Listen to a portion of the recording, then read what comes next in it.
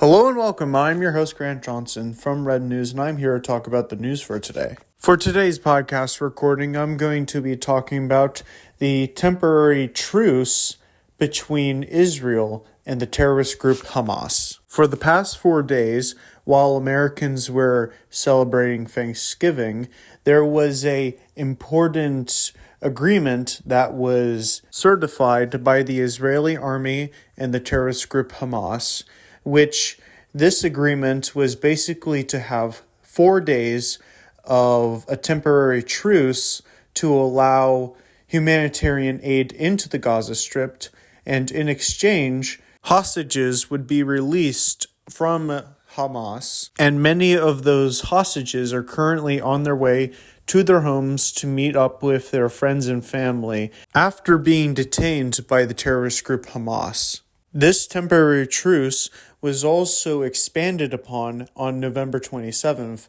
after Qatar had recently announced that 2 more days would be added to this temporary truce. This would mean that more humanitarian aid would be entering Gaza and to assist the people, the casual civilians, with their food needs, with their medical assistance, and other humanitarian services that were sent to Gaza. Now you must be asking yourself, why is Qatar involved in this whole situation between Israel and Hamas?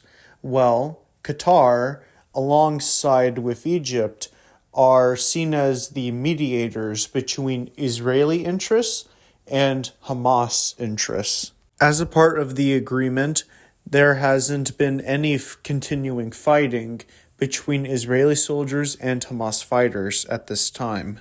After the 2 days are up, it is likely to see more Israeli soldiers fighting off Hamas fighters and the conflict continuing to unravel without any sight of stopping. Currently at this time, there is only 2 days extra to the truce, which it seems unlikely that the Israeli army nor Hamas see in extending the temporary truce, but if that does happen, then that may suggest that the conflict itself is wearing down on the Israeli army and Hamas. But it's important to say that it does not seem likely to occur. Until the conflict comes to an end, it may seem likely that more temporary ceasefires might happen in the future, but just for right now, this is the last ceasefire between Israel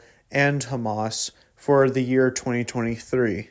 That will be all for today's podcast recording, but if you didn't already, follow the Red News official podcasts on such platforms including Spotify, Apple Podcasts, Amazon Music, and other such platforms where you can listen to the Red News official podcasts. You can also support the Red News official podcast on Patreon as well. For more Red News, make sure to go to the Red News official website, where you can read up on news articles, and also make sure to follow Red News on different social media platforms, which the links to those are provided on the website. Thank you very much for listening to the Red News official podcast. I am your host, Grant Johnson from Red News, and I will catch you in the next one.